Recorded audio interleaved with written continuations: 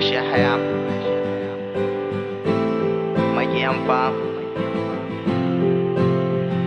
Charlie Skoy Mana Diri masoyan nan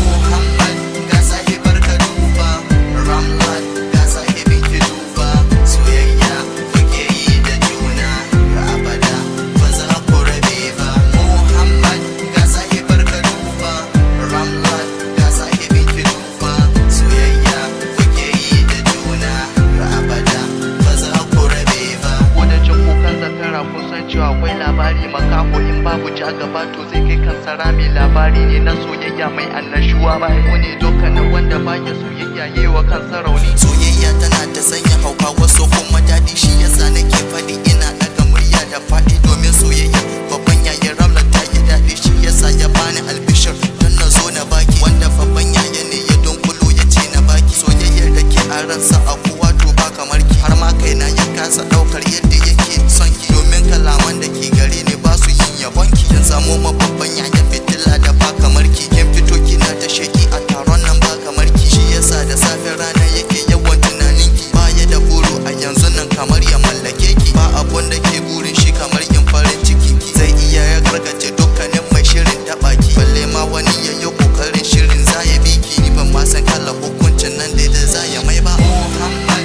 ga sahibar ka duba, Ramlat ga sahibin ki duba, soyayya kuke yi da juna ga abada ba za ku rabe ba. Muhammad ga sahibar ka duba, Ramlat ga sahibin ki duba, soyayya kuke yi da juna ga abada ba za ku rabe ba. Allah ya yi haɗuwar su ta kasance a online, ya yi sallama ta amsa suka yi gaisuwar nan, har ma ba ta jin daɗi ta hau shi ko baya online. Daga nan ko